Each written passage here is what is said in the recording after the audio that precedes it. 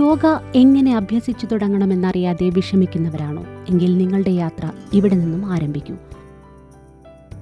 അരയ്ക്ക് താഴേക്കുള്ള ഭാഗത്തിന്റെ സ്ഥിരതയ്ക്കും പേശികളുടെ ടോണിങ്ങിനും നിന്നുകൊണ്ടുള്ള ആസനങ്ങൾ ഗുണം ചെയ്യും. വീരഭദ്രാസനം 1.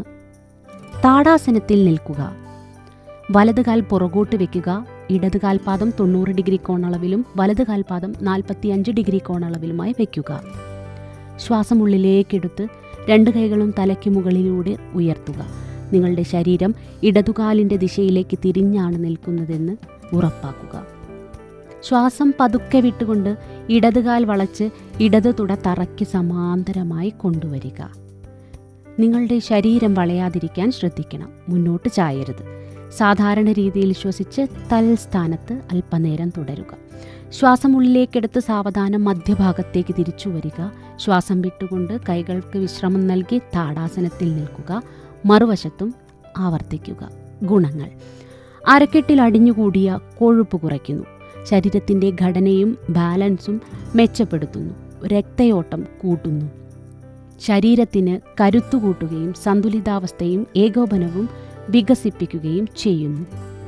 പരിശീലിക്കാൻ പാടില്ലാത്തവർ: നട്ടെല്ല്, കഴുത്ത്, തോൾ, മുട്ട് എന്നിവയുമായി ബന്ധപ്പെട്ട് ആരോഗ്യ പ്രശ്നങ്ങളുള്ളവർ വീരഭദ്രാസനം പരിശീലിക്കരുത്. ഉയർന്ന രക്തസമ്മർദ്ദം, ഹൃദയ സംബന്ധമായ പ്രശ്നങ്ങൾ, തലകറക്കം എന്നിവയുള്ളവരും ഇവ പരിശീലിക്കുന്നതിൽ നിന്ന് വിട്ടുനിൽക്കണം. വീരഭദ്രാസനം 2. താടാസനത്തിൽ നിൽക്കുക. വലതുകാൽ പുറകോട്ട് വയ്ക്കുക. ഇടതുകാൽ പാദം 90 ഡിഗ്രി കോണളവിലും വലതുകാൽ പാദം 45 ഡിഗ്രി കോണളവിലുമായി വയ്ക്കുക.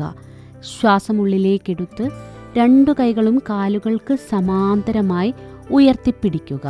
ശ്വാസം പുറത്തേക്ക് വിട്ട് തുട തറയ്ക്ക് സമാന്തരമായി വരത്തക്ക വിധം മുട്ട് അല്പം മുന്നോട്ട് മടക്കുക. വലതുകാൽ വളയാതിരിക്കാൻ ശ്രദ്ധിക്കണം. ശരീരം മുന്നോട്ട് ചായരുത്. ഇടത് കൈപ്പത്തിയിലേക്ക് ദൃഷ്ടി പതിപ്പിച്ച് സാവധാനത്തിലും സ്ഥിരതയോടെയും ശ്വസിച്ച് സുഖപ്രദമായിടത്തോളം അല്പസമയം തൽസ്ഥാനത്ത് തുടരുക. പതുക്കെ ശ്വാസമെടുത്ത് ഇടതുകാൽ നേരെ വയ്ക്കുക. ശ്വാസം പുറത്തുവിട്ട് കൈകൾ താഴ്ത്തി താടാസനത്തിലേക്ക് തിരികെ വരിക. ഗുണങ്ങൾ: ഇടുപ്പ്, കൈകൾ, കാൽ എന്നിവയെ ടോൺ ചെയ്ത് കരുത്തു നൽകുന്നു.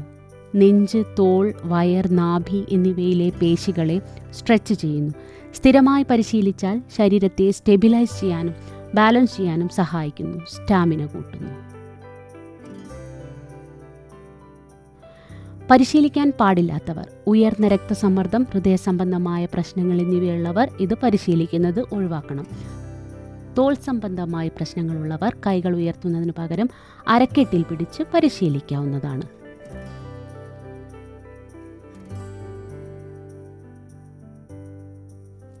ഉത്കടാസനം. താടാസനത്തിൽ നിൽക്കുക. കാലുകൾ അടുപ്പിച്ചു വയ്ക്കുക. പതുക്കെ ശ്വാസമെടുത്ത് കൈകൾ തലയ്ക്ക് മുകളിലൂടെയും കൈപ്പത്തികൾ പരസ്പരവും അഭിമുഖീകരിച്ച് ഉയർത്തുക. ശ്വാസം പുറത്തേക്ക് വിട്ട് കാൽമുട്ട് പതുക്കെ വളയ്ക്കുക. ശരീരഭാരം മുഴുവനായി ഉപ്പൂറ്റിയിലേക്ക് കേന്ദ്രീകരിക്കുക. കാൽമുട്ട് തള്ളവിരലിന് മുന്നോട്ട് നീളാൻ പാടില്ല. നട്ടെല്ലും കൈകളും സമാന്തര രേഖയിലായിരിക്കണം. ശ്വാസമെടുത്ത് കാൽമുട്ട് നിവർത്തുക. ശ്വാസം പതുക്കെ വിട്ട് കൈകൾ താഴ്ത്തി വിശ്രമിക്കുക.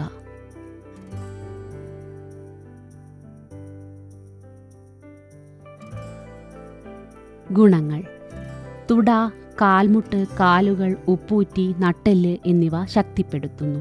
തോളും നെഞ്ചും തുറക്കാൻ സഹായിക്കുന്നു. വയറിനകത്തെ അവയവങ്ങൾ, ഡയഫ്രം, ഹൃദയം എന്നിവയെ സ്റ്റിമുലേറ്റ് ചെയ്യുന്നു. കാൽപാദങ്ങളിലെ പരപ്പ് കുറയ്ക്കുന്നു.